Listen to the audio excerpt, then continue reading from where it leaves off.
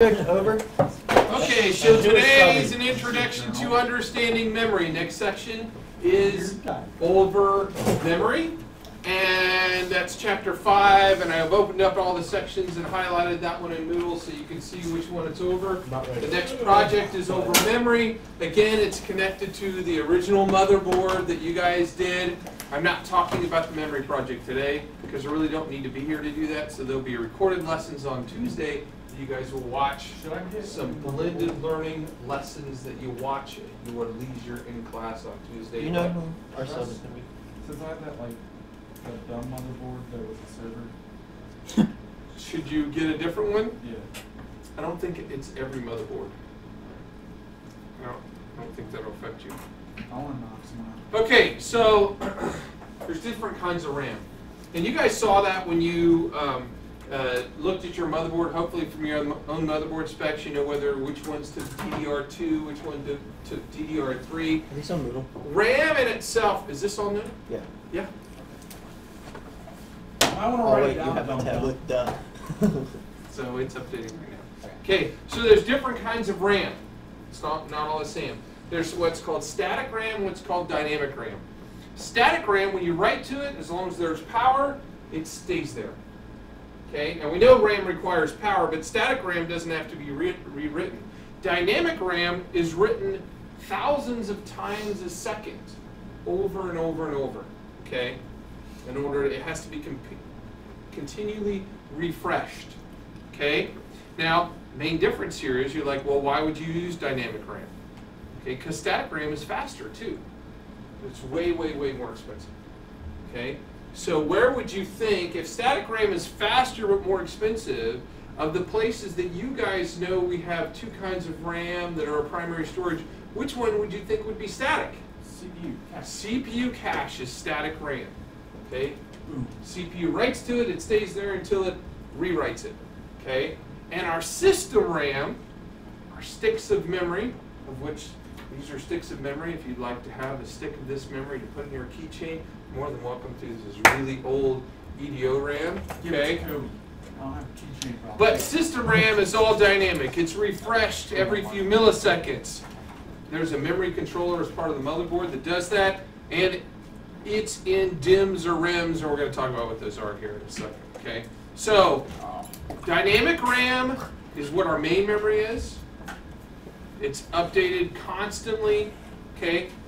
It has different technologies, but it's what snaps in our motherboard, whereas cache memory uses SRAM. It's faster but more expensive, and that's what the kind of RAM that we have in cache. So that's all you really need to know about that, is that dynamic is constantly refreshes our system memory. What do you need, Mr. Lee?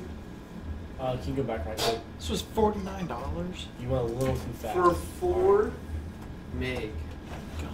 For 4 meg of RAM. Okay. Can I break it? What? No, you can't break it. Don't take it if you're going to break it. I will save both the PDF and the video, by the way. Well, I was going to download them and then do it that way, but you have my tablet. See, because that's what I usually do when we take notes, is I'll download it, I'll sit there and I'll flip it. Now your files should all still be there. Really hot here. Everything you've downloaded should still be on there, right? Should be. Just the apps have to be reinstalled. Can you break it down again? Okay, so we already know what cache is. We learned about what L1, L2, and L3 cache is, so I'm not going to waste a bunch of time here. You guys already know what that is. We talked about CPUs. Wait, what was L3? Go back. L3 is that shared. It says it wrong It said in here. something about. Don't read it on that slide. That's why I went by it real fast, because it needs to be updated. It's based on what L3 cache used to be. L2 and L3 used to be on the motherboard. It's not on the motherboard anymore. Okay. So we've got DIMMs, okay, that we put in as memory, and there's different kinds that we have. And I will tell you, there's the SIM that I just gave you. We don't use that anymore. We don't use that anymore. That's the original SD RAM. I'm going to show you some blown up pictures there. And then DDR RAM all looks like that. And then we had what were called RAM bus or RIMs. and that is gone too. You may still have a PC that uses that. Canadian 4's used that sometimes. It was a failed attempt at a new kind of memory that didn't catch on. Everybody went, okay, we're going to make DDR. We like that better, and that one went away. Okay. So was that first little one, would that get on the computers like that? Yes. Yes. It might have that kind of memory slot for a sim. Yes. That's tough. And they didn't snap in. It wasn't until we got here to these sims that they snapped in. These didn't. Now, when you put in memory, you push down and you kind of put pressure on there. It snaps straight in. On these, they went in sideways and then snapped up. Yeah, the only difference is yours got 2 sets of memory modules, one on either side. Good coming. Mine's the best. Oh. Okay, so when we look at this, was the original SD RAM. I was gonna say, I don't think it's possible that token. Synchronized dynamic random access memory. Okay, we could tell that when we look at them because they have these 2 notches here. So if I gave you a test and asked if this was SD-RAM, you would say yes because of the 2 notches. Okay, SD-RAM, the fastest it went to was it synchronized up at 133 megahertz. Now, based on what we know about our gamer motherboards, That's fast. that's not very fast, right? Now we're going at 1800 megahertz. The DDR3 memory I bought, it's in this PC, is 1800 megahertz. So the original SD-RAM seemed really fast. It started out at 66, and then it went to 100, and then it went to 133 in the evolution of SD-RAM. And then we got DDR, okay? And DDR stands for Dar. double data rate. So when DDR first came out, what speed do you think it came out at? 600. Based on the fact that the fastest, 66. yeah, so this was at 133, so the first DDR came out at 266 megahertz, Whoa. which is why it was called double data rate. It was twice as fast. Does DDR, I mean, it still means double data rate. Is it a misnomer now? Yes. Yes, it's a misnomer. I mean, in other words, it mean what it's They should supposed just to change mean. it to like Okay. quadruple. But now we have, this is DDR, and the original DDR went between 266 and 400 megahertz. And then it got too fast for a DDR motherboard, so they came out with DDR2. Now, the difference between DDR2 and DDR, if you look at it, they both have 1 notch. You can't physically hold it up and tell the difference, but in DDR2, they went and moved the notch just a smidgen over, okay? Jerks. So DDR still stands for double data rate, but now it's not really double, it's way more, okay? And DDR2 started out at 400 megahertz, and it went as fast as 800 megahertz. Now DDR. Okay, and then they said, okay, we're too fast for a DDR2 motherboard. We need to make a different DDR, different kind of memory. So then we came out with DDR3. DDR3, the notch moved way up here. Is DDR4? No, started at 800, Goes up to and 18. now right now we're looking at 2100, I think. Okay, so and it goes up to, and I'm going to put question marks here because it's changing all the time. Okay, DDR1 will not fit in a DDR2 motherboard. It's too fast, the notches don't match up. 2 doesn't fit 3 and vice versa, okay? And the whole reason they moved those notches is to make sure you couldn't try to physically put it in the wrong one, because it would either burn up the memory, burn up the motherboard, or just not work. So they moved the notches so you couldn't get it in, okay? Now when we put memory in a motherboard, Take my awesome RAM. I'm going to get my motherboard I just brought from home, okay? Shit beast. He's a beast. No, that's one of my kids' old ones, but it still works just fine. Okay, so this DDR, all you have to do to take it out and put it in, you just push on these clips, and it pops up, okay? and that is DDR 4, 2, 1.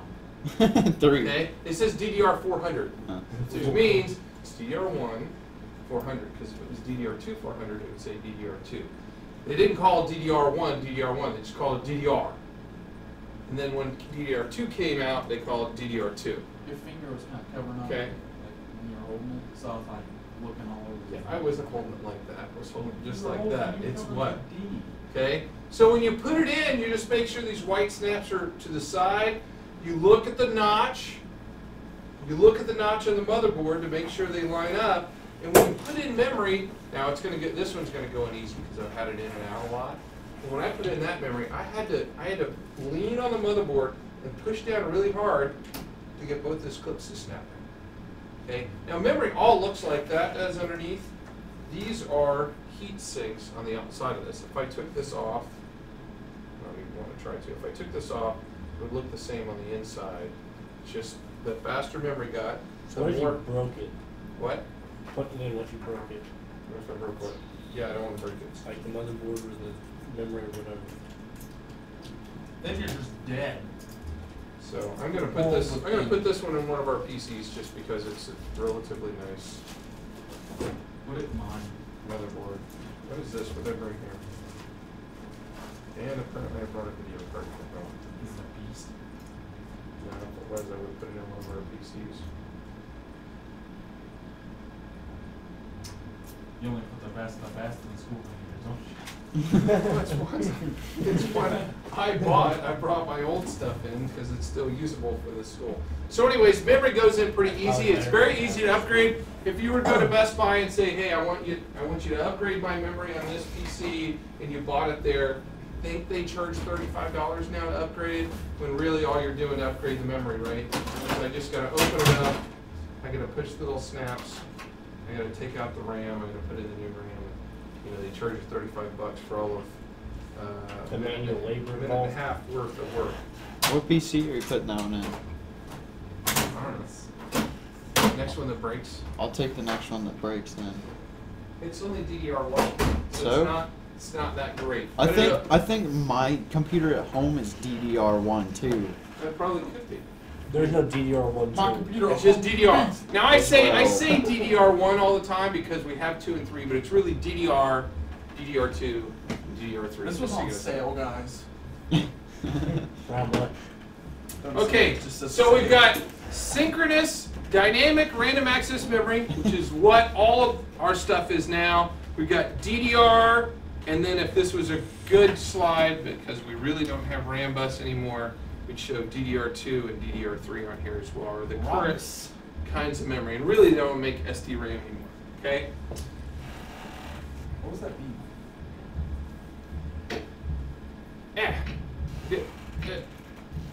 Okay, that's what I learned. Okay, when we talked about CPUs, there were some new things you guys learned about CPUs that really is not on the box when we talk about the speed of CPUs, okay? So everybody knows CPUs. The biggest thing that you'll see on a CPU when you're talking, what are you doing? Don't break it. I'm not doing it. When we talk about CPU is what? What's the biggest thing on CPU, Mr. Hafner? Clock speed. Clock speed, okay? So everybody knows about clock speed. It's what's on the box, okay? It's usually in gigahertz, okay? It's like a 3.2 gigahertz Pentium 4 dual core, blah, blah. So what's the next thing? The most unknown thing that people didn't know about, that you guys know about now, right? Now you know about cache, which is a huge impact on the speed of a PC, but you don't know much about it. The third thing, which people know about too, is Front bus. Number of cores. number of cores. That's Okay. a good one. Well, there's the same kind of thing when it comes to memory. Okay. In memory, the main thing everybody knows about. Where was that at? The main thing everybody knows about is what? Cash. Main thing when it comes to memory, when I'm buying my system memory, when I buy this, the main thing is the Size. The Form factor. front The bus whole. speed. The gigahertz. speed. Megahertz, Okay, yeah. I'm just going to get this speed. That's the big thing. Okay, yes, you have to make sure that the form factor fits. Sick of this RAM. Okay, and you want to buy the right amount, okay, or size of RAM, A-M-O-U, forgot a letter there, O-U-N-T, okay, or size, but when you're talking about speed of memory, you're talking about the core speed or the clock speed of the memory, and that's what most people know about, but there's other things when it comes to memory. Yes? You said a 32-bit operating system can only take 4 gigs of RAM? Yes. I was just... It's just how much it can address. JW. You can put in 32 gig, but if I put Windows XP on this, it would only see 4 gig of it. And the other 28 gig would be completely wasted. Okay, so we've got clock speed, but there's other stuff that impacts it too. And those other two things are... Inertia. Nope. Error checking. Are error checking I and nailed that one. what's called latency. Okay? Error checking and latency. So we're going to talk about the first one first. Error checking is the memory's ability to find errors on its own before you have a problem. Okay? Now, error checking, I'm going to teach you how error checking works. Okay? It works through what's called parity. Okay, now how many bits are there in a byte? 8. Okay? 1, 2, 3, 4, 5, 6, 7, 8. If a stick has error checking, it has a 9th one that doesn't count. It doesn't count because you can't save anything there. So if it has error checking, it's got 1/9 more memory that is invisible to you and to the CPU. Okay? So do you think parity RAM, error checking RAM, would be more or less expensive? Less. More. It would be more because you're paying for more memory, but you're not getting more memory. I was going more. Okay? Okay, Trick so question. parity RAM costs more. And here's how it works. Let's say this is the information, right? It's all bits and bytes. Does that mean That is going to be written on my stick of RAM on this byte. Okay? What parity does is it adds these together and makes this an even number if it's got even parity. Okay? So I'm going to add this. I got 1, 2, 3, 4. Is it already even? Yes. So what I add is 0 or a 1 at the end to keep it even. A 0. a 1? So I'd make it 0. It's a pattern. Okay? So if on the other hand, 4, 5, 6, 7, 8, 1, 2, 3, 4, 5, 6, 7, 8, on the other hand, if this was what was written, and I have 1, 2, 3, 4, 5, what would I put in the parity bit 1. to make this even? Oh no! Make it a 1. So what it does is, with error checking code, and with the parity bit, every single time it writes to memory, it goes and figures out whether that one should be a 0 or 1, and it writes it. And every time it reads from memory, it reads this and then says, should that be a 0 or 1? And it checks it.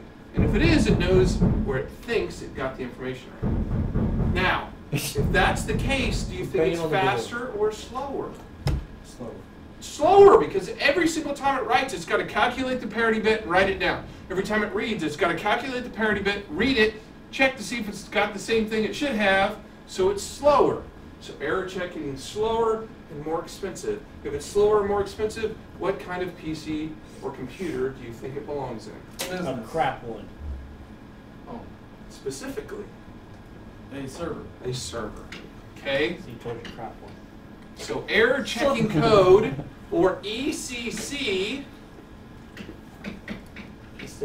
is for servers. Everything else is Need some RAM. non-ECC. And they don't work together. If you go and buy non-ECC RAM and put it in an ECC motherboard, it won't work. You'll get the beep, beep, beep, like you got the wrong kind of memory in. And vice versa. Somebody stole my ECC RAM that I bought for the server last year.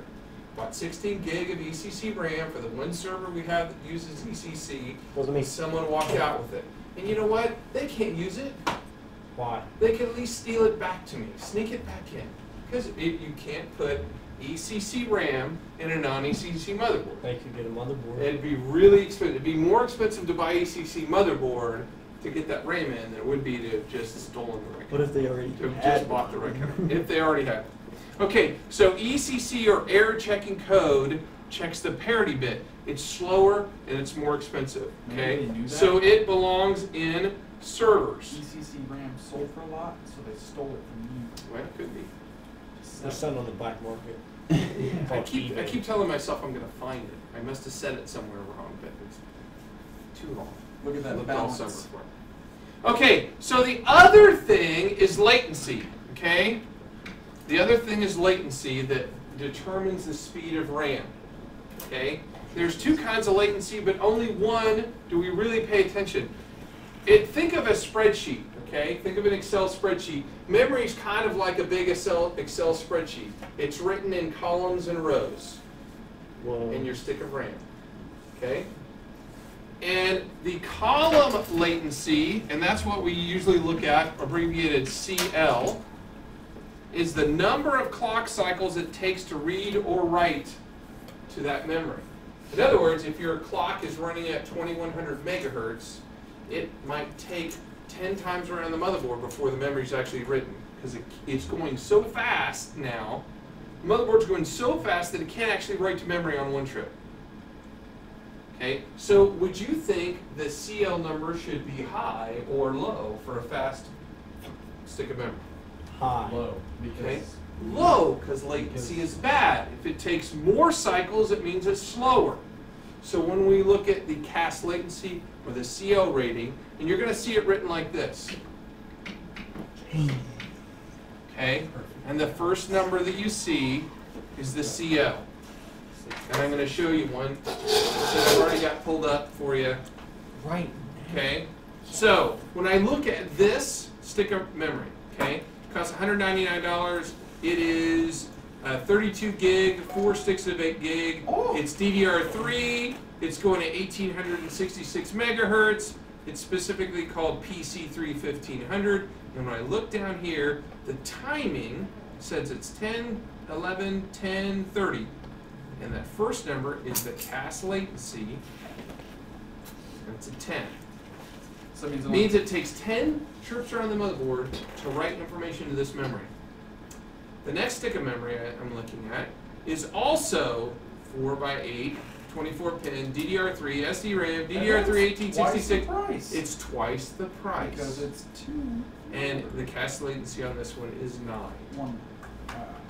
It takes 1 less trip around the motherboard every single time it writes to memory.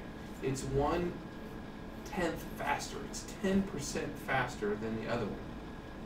Okay? It cost $400. Now, is that 10% faster, or 1/10 the number of trips less, worth double the price? No. Depends on who you are, isn't it?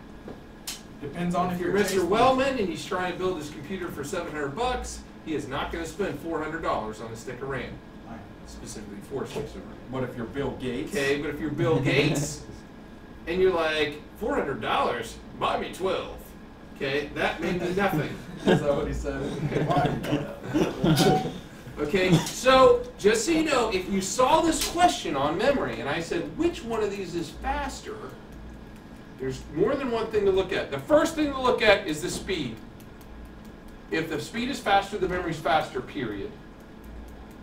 But if the speeds are the same, or both 1866, then the next thing to look at is the latency, how much the lower number is faster. Okay? Lower numbers are faster. Guys, perfect balance. Mr. Berger's going to watch this later and have no idea what you're talking about. And rightfully so. Okay, He probably won't so, watch it, those aside. so memory speeds are usually in megahertz. Okay, they're usually listed in megahertz. So if you saw that on a question, memory is not usually listed in gigahertz. While CPUs are, memory is still listed in megahertz, or that PC rating that I just showed you back here is another way that memory is listed. This is PC3 15,000, which if it's DDR3, it's PC3. If it's DDR2, it's PC2. If it's DDR, it's PC. Okay, well, Just so you know. Okay, so that's one of the ways that you'll see it. Okay, memory speeds are definitely going to determine the speed of the PC by how much is installed, by that CL rating, and then finally by whether it's parity or non-parity, or specifically whether it's error checking code or non-error checking code RAM. And it's kind of in this order, kind of, because obviously you put way too little memory in. Okay, well, The PC's going to run out. if it's like 1800 megahertz, why couldn't they put like 1.7 megahertz? They could. They could, but it's not normally written that way for memory. It's written still in megahertz. Okay? So, things that affect the speed, more RAM, newer kinds of memory. We really don't look at the rated speed in nanoseconds anymore. The rated speeds in megahertz, the kind of memory, whether it's parity or parity or non-parity, and what the CL is, the lower number is better. And I'm not going to even show you that. Okay, so what the project is kind of what this is getting to. Is on the project, you guys are going to go out and you're going to buy memory specifically for your motherboards. We get out at the same time, I believe. Or is it It's always 29? 26. Or 29 or 26? I think it's 26. 20. How did I run out of time first block? I ran out of time. Oh, because we had announcements. That's why we had announcements. Yep, that's what it is. Always put me on announcements. Okay, I already showed you this. Memory just goes straight in, you just push it down. And by the way, when I say you're pushing it down, I mean a lot of times on some memory, you really have to, you know, you put your thumbs on the ends, and you sometimes you really push down. It doesn't, before you put your full body weight on it, you really got to make sure you got the little notch in the right size, because you would not want to ruin your motherboard. Okay. And then you really kind of have to push down on there to get the memory to go in. It doesn't just slide in really easy. Got the original. Give me your IBM, I'm playing. Memory doesn't go in okay, memory doesn't have to go in pairs. Doesn't have to go in pairs. But there's, with memory today, it can synchronize, synchronous RAM. And if you've got the memory in pairs together, it will synchronize the information and run faster. So in that motherboard, it does not do synchronous, the one that I have out. This one, it does, and that's why the memory spots are colored differently. Two of these are white, two of them are black, and that's because you want to put them in together, the whites together, the blacks together, and you want to get the best speed. That's not you going there. It goes white, black, white, black. Uh-huh. And to get the best speed, you've got to put in the exact same kind of memory. Or in this case, the Dell motherboard will pop up and say, this is not configured right for synchronous memory. Are you sure you want to run it this way? And you say okay. Yes! That's what you yell. And that's RAM bus right there, and they're just showing that you push down with both your thumbs firmly down there to get it in. Okay, I'm going to go ahead and show you guys the memory project. I'm gonna set these up, and that it's gonna say day 1, day 2, day 3 for Tuesday, Thursday, and Friday. But the project is down here, and you're gonna go through and basically tell us about the memory that you're gonna sell us for your motherboard. It has to go to your motherboard. So is it just for one motherboard or for all of them? It is basically, I might switch it, but the way we had it before is just here. You go through here and choose one. You do the fastest memory for your business, for your gamer, for your home, or the slowest for your business, gamer, or home. I'm gonna do the fastest for my gamer. I'm trying to build the best. Because these are obviously for the best, and these are for the cheapest. Because the slowest is going to be the cheapest. We have to log on. That you can find. You have to log on, and you have to actually choose which one you want to do.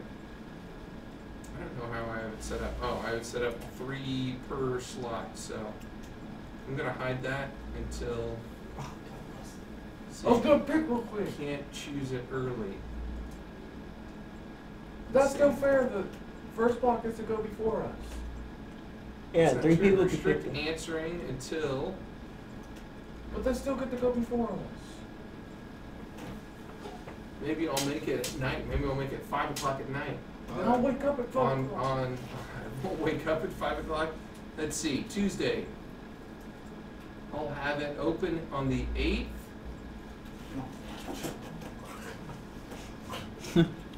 January.